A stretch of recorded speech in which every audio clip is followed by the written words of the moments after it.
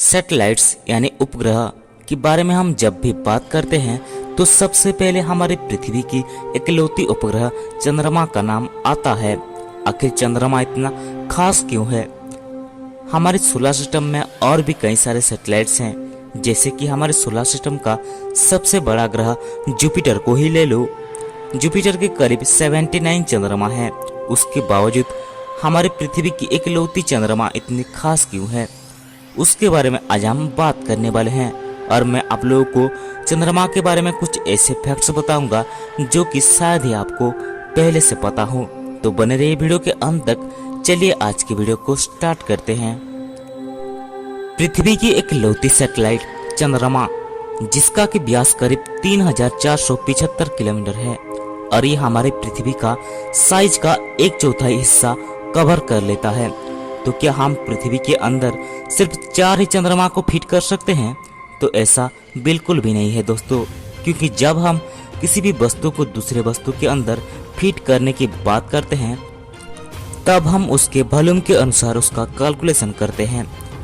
अगर हम अर्थ के वॉल्यूम को देखें तो हमारे पृथ्वी की वॉल्यूम करीब 1000 बिलियन क्यूबिक किलोमीटर है। वहीं हमारे चंद्रमा का वॉल्यूम है करीब 21.9 बिलियन क्यूबिक किलोमीटर। यानी हम पृथ्वी और चंद्रमा के वॉल्यूम को अगर कंपेयर करें तो करीब 50 चंद्रमा हमारे पृथ्वी के अंदर समा सकती हैं।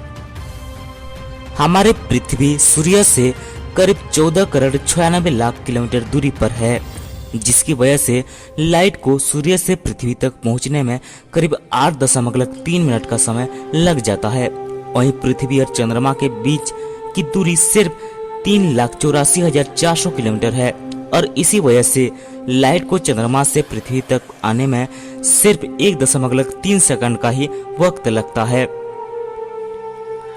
हमारे पृथ्वी की तरह ही चंद्रमा की भी एक मजबूत ग्रेविटी होती है, जो कि हमारी पृथ्वी की ग्रेविटी का 1/6 हिस्सा होता है। और इसी वजह से जब कोई इंसान चंद्रमा पर जाता है तब उसका वेट पृथ्वी के वेट का 1/6 हिस्सा ही रह जाता है। यानी अगर हम पृथ्वी पर हमारा वेट 60 kg है तो हम चंद्रमा पर जब जाएंगे तब हमारा वजन घटकर सिर्फ 10 kg ही रह जाएगा। हमारी धरती पर गर्मी के मौसम में जब तापमान करीब 40 डिग्री सेल्सियस से ज्यादा हो जाता है तब इंसानों को घर से बाहर निकलने में भी बड़ी परेशानी उठानी पड़ती है। पर क्या आप लोगों को पता है कि चंद्रमा पर तापमान दिन में करीब 100 डिग्री सेल्सियस तक बढ़ जाता है, जो कि पानी को भाप में बदलने के लिए काफी होता है। वहीं इसकी सबसे हैरानी की बात यह है कि ये दिन में जितनी तेजी से बढ़ता है, रात में दुगनी ही तेजी से तापमान घट जाता है। यानी चंद्रमा पर रात को तापमान करीब -180 डिग्री सेल्सियस तक हो जाता है, जो कि पानी को बर्फ में बदलने के लिए काफी होता है। तापमान के इतने बड़ी मात्रा में उतार चढ़ाव के बीच मैं आप लोगों को ये बता दूं कि चंद्रमा पर एटमॉस्फेयर यानी वायुमंडल ही नहीं है और इसी कारण वहां पर कोई भी साउंड पैदा नहीं होता। यानी अगर हम चंद्रमा पर जाते हैं तो हम एक दूसरे की आवाज को नहीं सुन सकते। चंद्रमा को अपने अक्ष पर एक बार घूमने के लिए करीब 27 दिन 7 घंटे और करीब 43 मिनट का वक्त लगता है। वहीं इतना वक्त में ही वो पृथ्वी के चारों ओर भी चक्कर लगा लेते हैं। यानी हम ये कह सकते हैं कि चंद्रमा अपने अक्ष के चारों ओर एक बार चक्कर लगाने के साथ साथ वो पृथ्वी के चारों ओर भी एक बार चक्कर लगा लेता है।